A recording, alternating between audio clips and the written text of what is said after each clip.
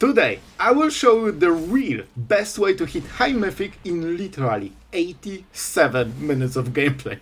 I'm not joking, those were our results, as you can see on the screen, a little bit ridiculous. So in this video you will learn how to play like a pro, stealing games you never should, which rank in Mythic we managed to hit in the end, and was it even worth it?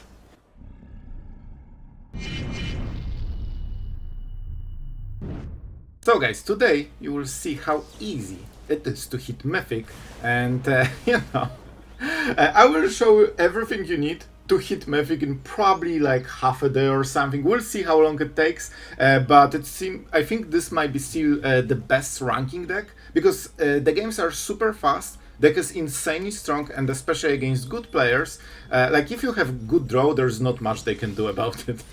It's all about how much removal can they hit.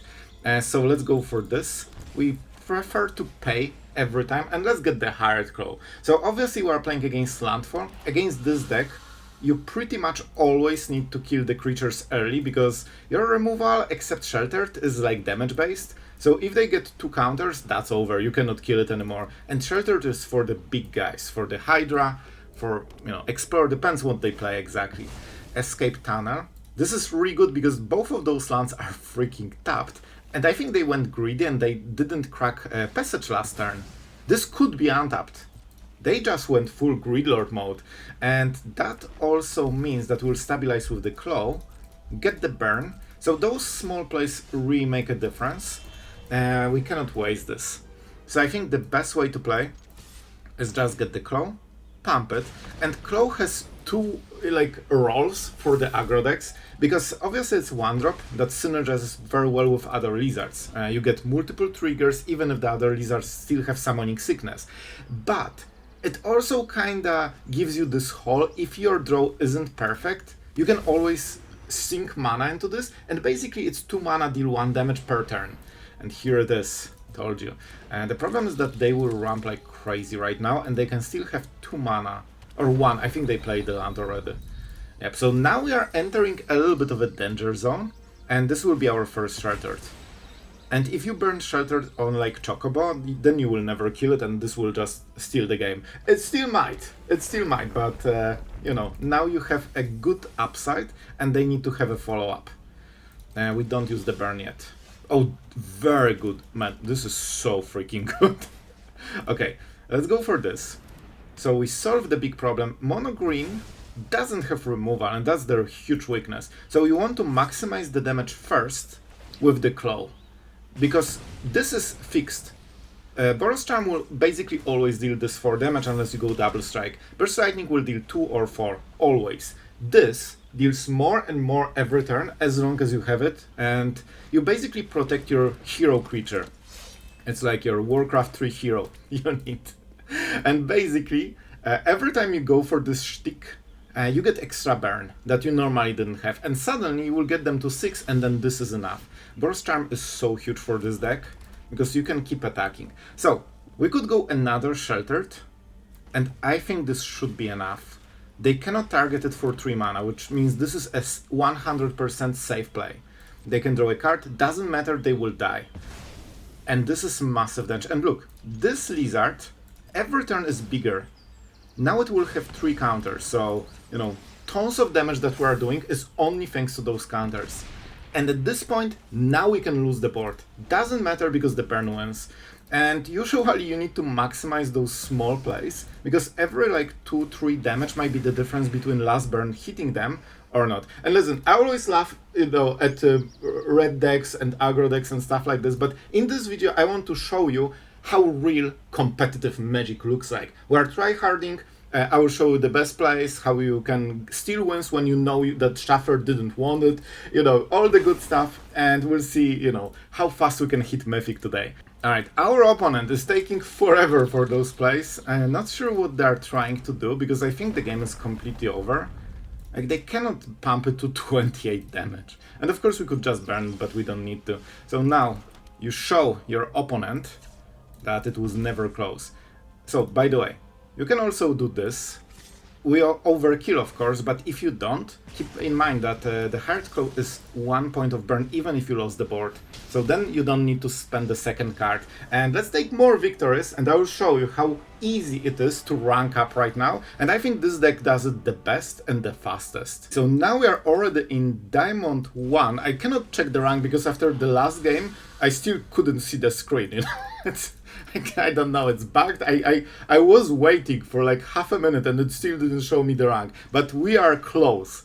Maybe after this one we'll see. It seems we're against Jeskai. So here you need to make this play. You go for the claw because they stack like crazy.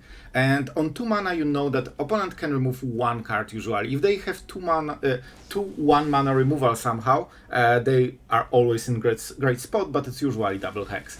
So, well, this is...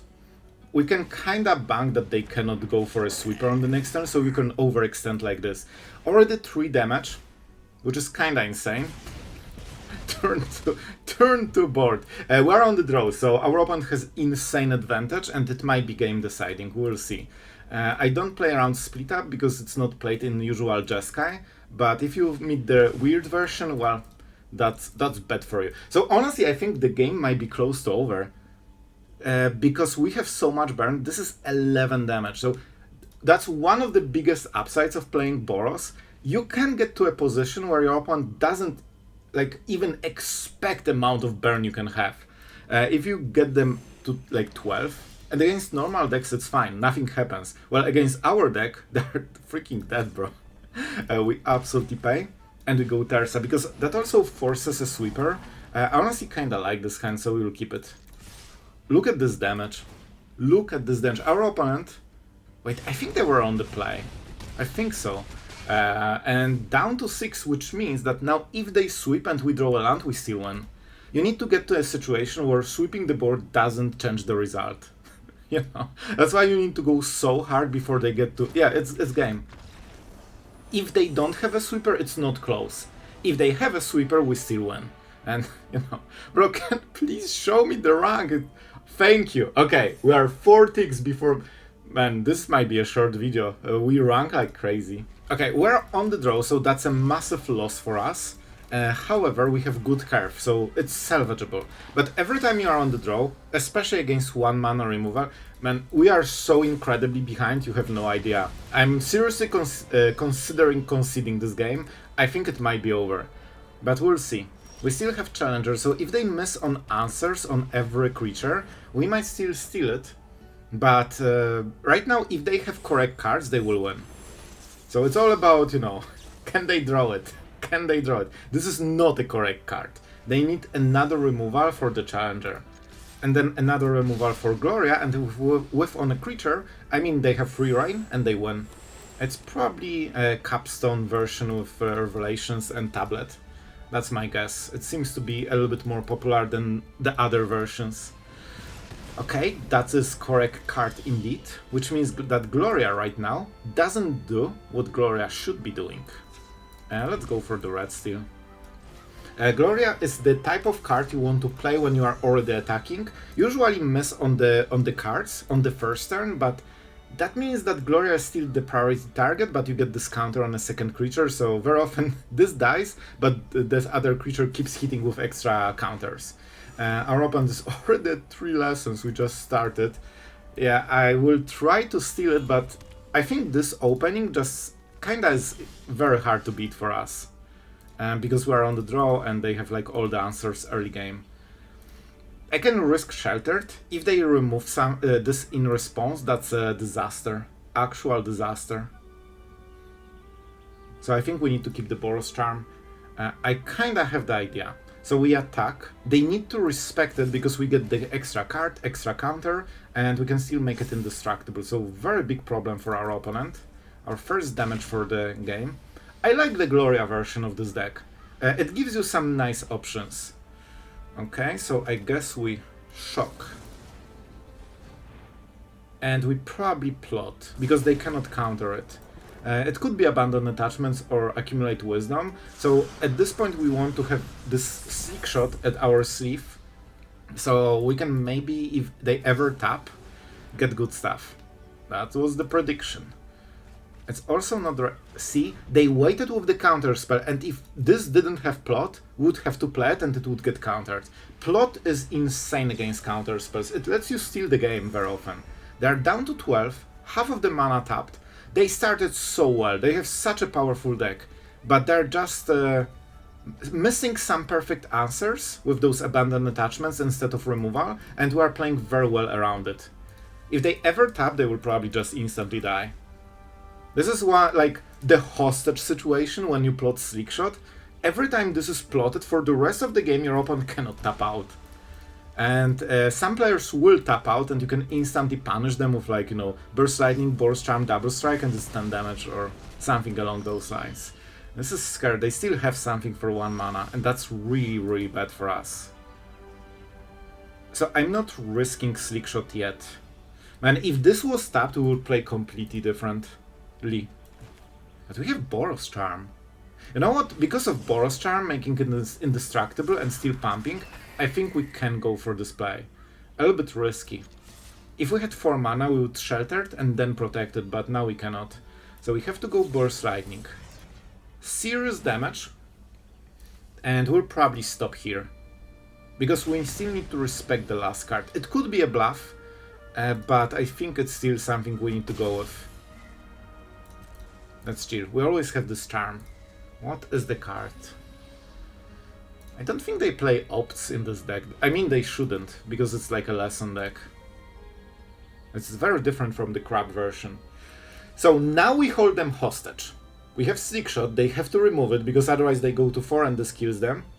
We can protect it. We still have removal, and we also have this as a haster for 3 damage if they ever tap out to deal with all of this. So you need to create those problems for your opponent so they can answer all of them, but they don't have time because, you know, they missed the tempo. I think we chill. This is, you know, 3 cards for 2 mana is never a great situation to be in if your opponent is getting it, but they are tapping a little bit of mana. This is really efficient for them. Not super happy about it.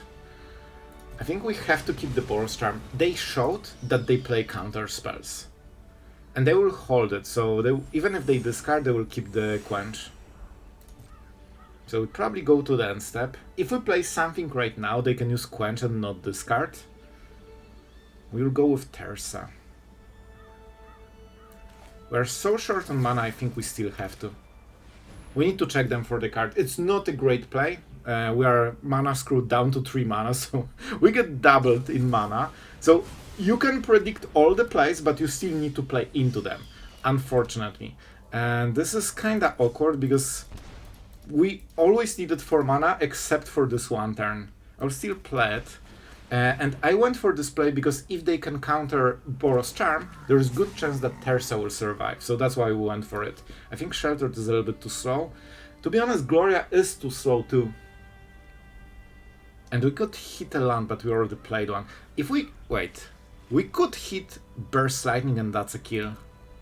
So we don't want to put too many cards into the graveyard. We just need to go to 7. So we can activate the ability. Swing? Burst Lightning, go. I still have something. Man, it's so unfortunate. The mana is like absolutely off curve on every part. Now they kill Tersa. So we can still top deck something like Burst Lightning, Helix, Boros Charm. And this is how you can steal wins when you know you should be losing. But we'll see if we can get there. I assume this will die. They will reverse the game and start attacking us, and we have like 1 or 2 draws. Oh, that can be bad, because I'm sure they should have a life gain in sideboard.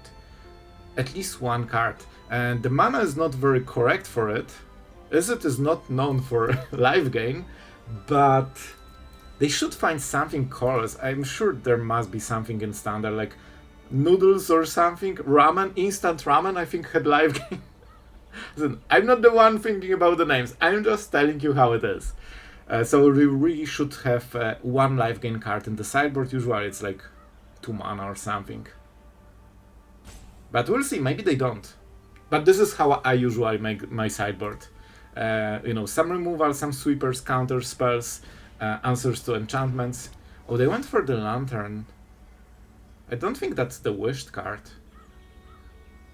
So this doesn't matter at all. I'm super happy to see this. But we still need to be good at Magic and draw something, and we are bad at Magic and we didn't. And this is my gripe with those aggro archetypes. The whole game will usually be decided by your last draws. Not what you do, but what you draw. And at this point we cannot really do anything. Tablet. They have 6 mana right now. Tablet.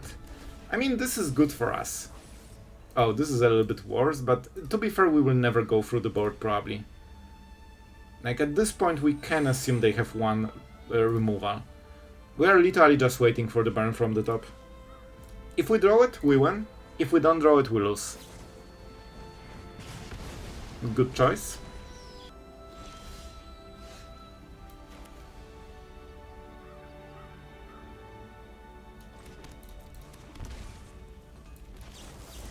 Good at Magic. Good at Magic. Isn't it crazy? I played land so they cannot like somehow quench for 4. So yep, that's it. As you can see, good draw decides the game. If we missed it, that was last turn, man. So yep, we still are ranking up. And this is what I mean, that this deck, there was moderate, so no. This deck can steal the games. If you prepare situation and get a good top deck, you can still win games where you're supposed to lose. Well, we are going first. You cannot take this hand. It does nothing. You will lose. You need to mulligan and get this hand that is playable. My biggest doubt always is, do we get rid of one of those lands? Probably no.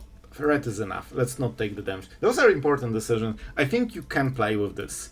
I usually get rid of the 3rd land, because I assume that in next 3 turns we'll draw 1, which allows us to play the whole hand. So, you know, usually that's the play. Well, how about 1 drop on the play, with 2 drop on the play, hopefully for this one. Shattered and Challenger's massive combo. You play this deck on like so little cards usually, that drawing a single extra one can be the difference between winning and losing. And as you can see, we're just fine. If they have Hex, that's incredibly bad. It seems our opponent is insanely supreme at Magic and they have turn 1 removal. Every time you see Hex, it feels like game over. It just feels like game over. You can sometimes still win, but you are so incredibly behind, it's not even fun. So yeah, and you will see, if you play this deck, you will notice that sometimes you get matches where it's like Hex, shoot the Sheriff, Betrayal, shoot the Sheriff, Annex, and you know that this game was literally unwinnable, like completely. So you just play a next one, because there's nothing you can do about those games. That's my experience. Goblin is decent. We can go Goblin and Shelter for Annex. This kind of prevents them from playing it. They use already Betrayal, so I hope they don't have second. Emeritus. I mean, this is what we want to see here. I'll play it. We can always cycle with the Goblin. So, I think we'll still lose because there was too much removal for first 2 turns. But this is as good as it gets for now. We are getting them low, so if they got the wrong cards, there is still a chance. Especially if they cannot answer Tersa. Emeritus will be a problem. I mean, Slickshot is decent, it forces a sweeper. And if they want to answer Tersa, they cannot kill this. I'll go for it. It's not the biggest deal. It's not crazy draw, because it just deals 1 damage at this point and probably will die. But still something. They can activate Sanctuary, but they cannot block with them. So this is our final turn to go through the board. On the next turn, I assume we have nothing. So from here, I assume we will have to burn the rest. Sanctuary. Of course, if they whiff and cannot sweep, they will just die, but we're playing against their best case.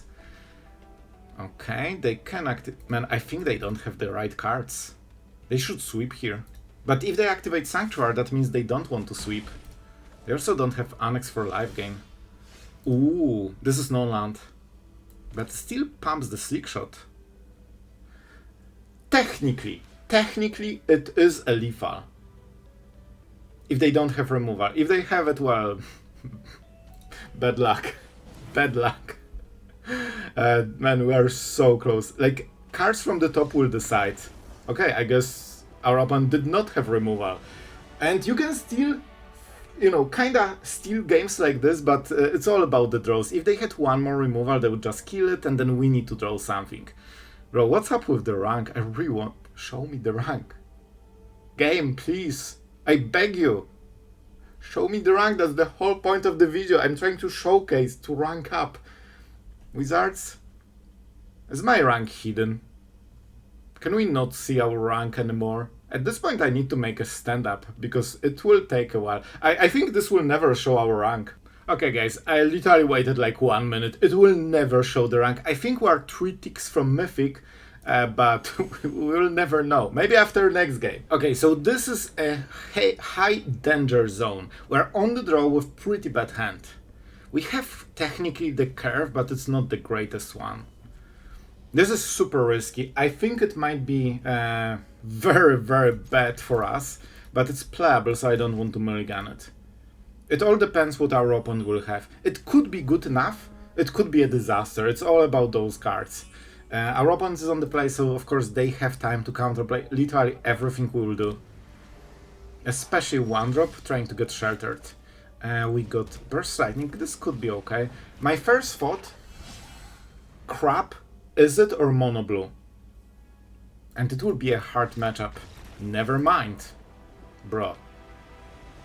I think they had one land and they hope they will top deck the next one. Please show me the rank. Please show me the rank. Yes! We are, bro, we are 1 tick from Mythic. It's going so crazy fast, I'm even surprised myself. So guys, that means this is our promo game and I think we just won.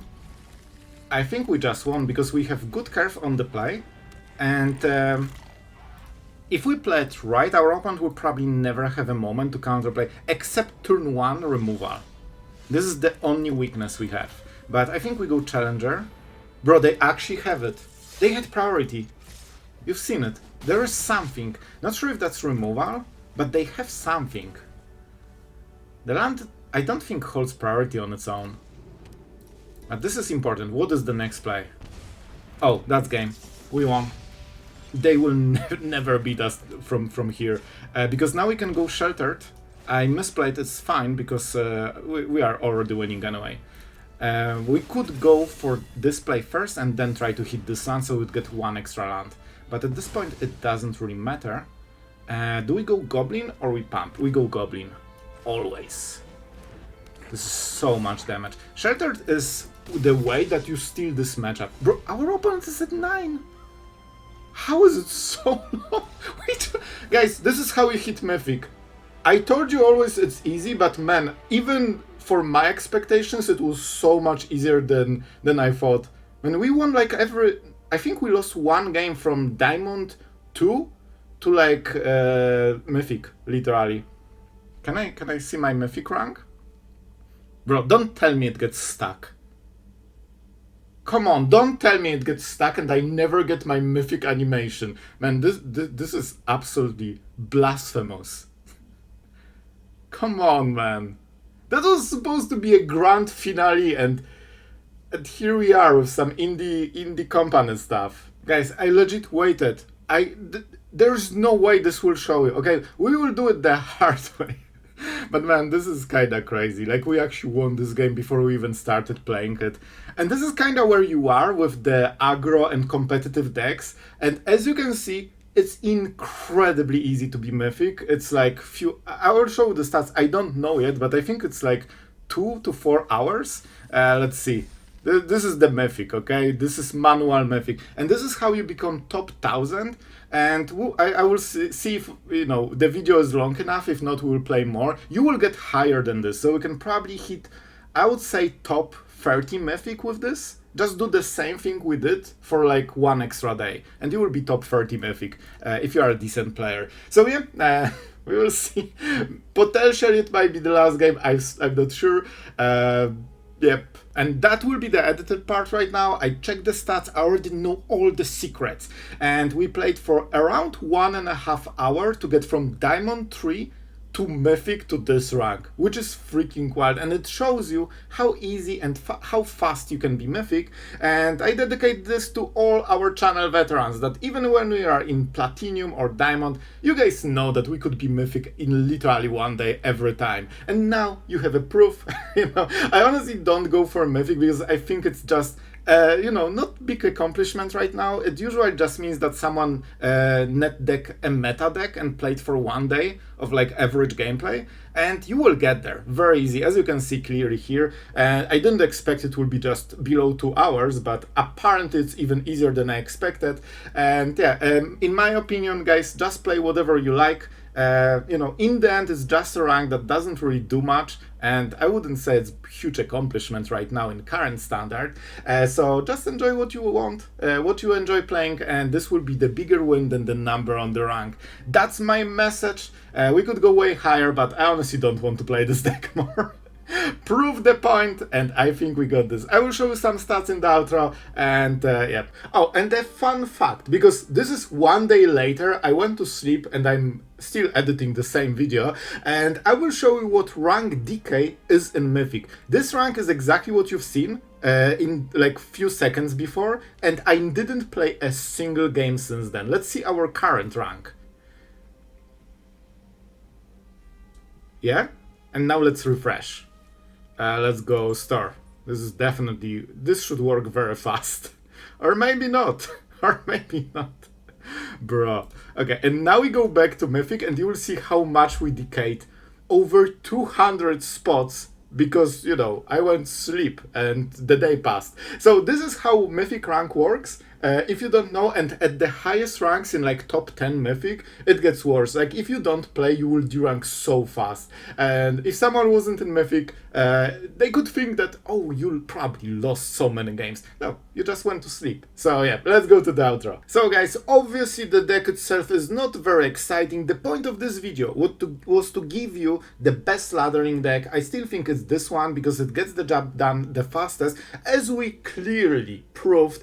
And about the results, we are above 75% win rate in like 25 games or something. It's ridiculous. And by the way, the average like in meta stats with like thousands of games is like 53 to 56%. So our results are 20 something percent higher.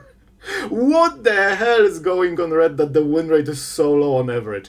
And jokes aside, guys, this deck is just exactly what standard right now is about. Hit face, end the game before it even starts, and you have seen that I think last two games where literally we played 2 cards and I called who wins. And our opponent conceded, agreeing that the game is over because it was. So, kinda crazy stuff, but I wanted to show you the reality. Like this is how we play standard at the highest level, and we could absolutely go way higher with rank on this one. So if you want to sell your soul for rank, now you know how. And honestly, I don't think it's worth it. I think in the end we don't really get much out of being in Mythic, so just spend your fun time having fun. That's my honest advice, and this is how I usually like playing. So yeah, I hope you enjoyed. This video actually took way more time and work in editing and stuff than I expected, so please give it a like. I know you probably don't like mono red, me neither, but the whole point of the video was to help you guys. If you want to hit Mythic, or if you want to know how easy it is, so you don't need to do it, because it actually doesn't matter very much. So if you appreciate it, I would really love a like and subscribe. You can hype it, and thank you to our patrons that went even extra mile to help us make those videos.